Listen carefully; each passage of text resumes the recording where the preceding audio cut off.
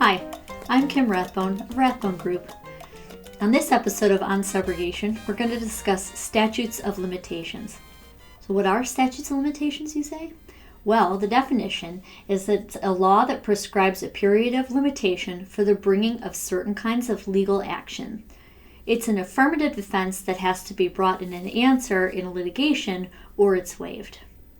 So why does it exist? Why is it here anyways?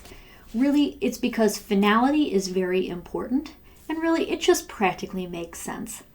Memories can fade over time. Scene investigations can't happen unless it's right towards the beginning of when the incident actually occurs, when the scene is preserved. And there's evidence that has to get stored over time, and those fees can really rack up if there's not this defined time period with which someone needs to bring a legal action. One question that you might be wondering is, when does a statute of limitations start to accrue? The most common thing is on the date of the injury or the incident itself. But there's a lot of states that recognize the discovery time period, so it would be the date that the injury or the incident was actually discovered. That's pretty typical in cases where there might be a construction defect and damages aren't uncovered until later, and then the cause of the construction defect isn't discovered until later. And then also there is the medical malpractice type case where something might happen medically, the injuries don't result right away, it happens over time, and then once those injuries start to present themselves and a medical malpractice might be the cause, a lot of time can pass in between the date that it actually occurs and the date that it is discovered. So many states recognize the ability to do that from the date of discovery instead of the date of the injury. But a lot of those times, those two dates are exactly the same, and a really typical example of that would be a car accident. So you know the date that the car accident occurred, and that's when either the property damage or personal injury occurs at the same time as well. Now, each state determines their own statutes of limitations in terms of time periods for different causes. Most of the time, they will have one that is for torts. It's usually somewhere between 2 and 4 years. Then there's usually a standard statute of limitation in each state for oral contracts, and then another one for written contracts. But the subrogation world is full of nuances that change the statute of limitations from those traditional tort or contract statutes. Oftentimes, the statute of limitations for medicals is different than the statute of limitation for property damage in a subrogation claim. An example like that would be Tennessee. There's also contribution claims where instead of having the traditional tort statute that's 2 to 4 years out, it's only 1 year out like it is in Ohio. There are also states that allow the statute of limitations to start from the date of the last payment, like it occurs in PIP benefits in Kentucky. There are also actions for arbitration enforcement, which can often be just a 1-year time period, like it is in New York. There are also shorter statutes of limitations for government entities. Now, that's a little bit of a twist. They will often require notice requirements to happen early on, or an administrative claim to be filed early on, much sooner than the traditional statute of limitations would be for that state. When the government entity issues a denial, then that will create a new statute of limitations from running, which can be even longer than the normal traditional statute of limitations on a tort claim. Now, to learn more about government entity claims and how those might work, you can watch our 2 videos on Federal Tort Claims Act and on state and municipal tort claims. So how do we calculate the statute of limitations?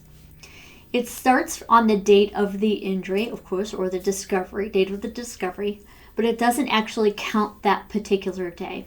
The statute of limitation is actually on the anniversary date years later, which includes holidays or weekends. But if the statute of limitations in that anniversary date actually falls on a weekend or a holiday or a date that a court is closed for any reason, then the statute of limitation will actually run on the following weekday date, or at least the next date that the court is open. E-filing does make this a little unusual because you can e-file in many states that allow it on any day, whether the court is closed or not. However, currently, the courts still only determine the statute of limitation date to be the date, not that it's e-file, but the date that a court would process the e-filing and actually put it through into the court system. Now, there are several circumstances where a statute of limitation might be tolled. One of those is if the defendant files bankruptcy.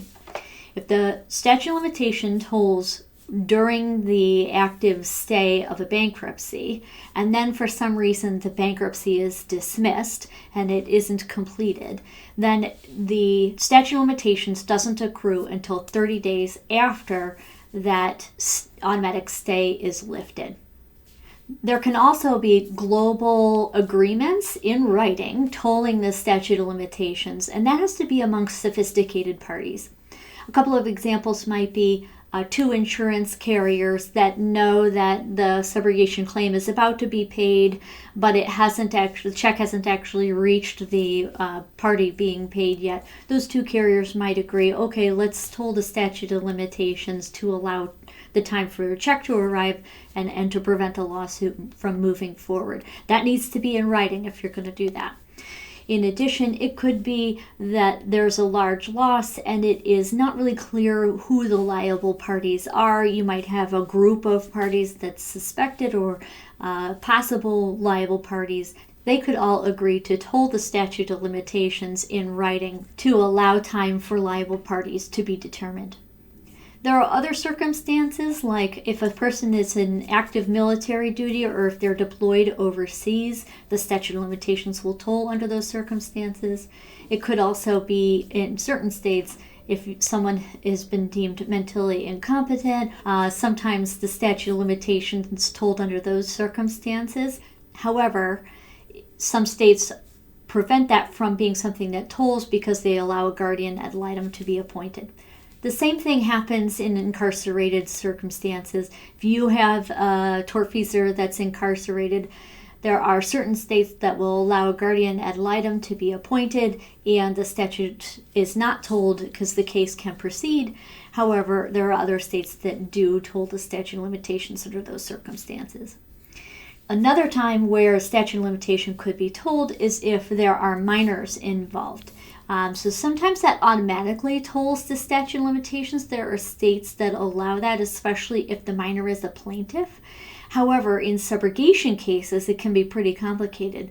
There are some states that will not allow the statute of limitations on a claim that was paid on behalf of a minor to be tolled until they are older. This might seem unusual because in subrogation we stand in the shoes of the insured, but under some circumstances the statute of limitations is still the normal traditional tort statute, and the fact that there was a minor who was not of age at the time doesn't make a difference and does not toll that. There's also a rule under the arbitration forums rule that contractually allows the tolling of a statute of limitations. So that would be if you have a lawsuit that's filed and within the context of that lawsuit it's discovered that arbitration forums applies to that. Under those circumstances, the lawsuit can be dismissed, and then there are 60 days in order to file the arbitration from the date of dismissal. The COVID-19 pandemic has added even new twists to the statute of limitations tolling. That's because many states extended the normal statute of limitations through government health orders, and that allowed courts to close in the time period that it needed to close. Some of them did this by a defined time period, like they did in Ohio, but there are other states that did this through an unknown time, keyed off of the governor's order declaring a state of emergency in the state, like they did in Texas.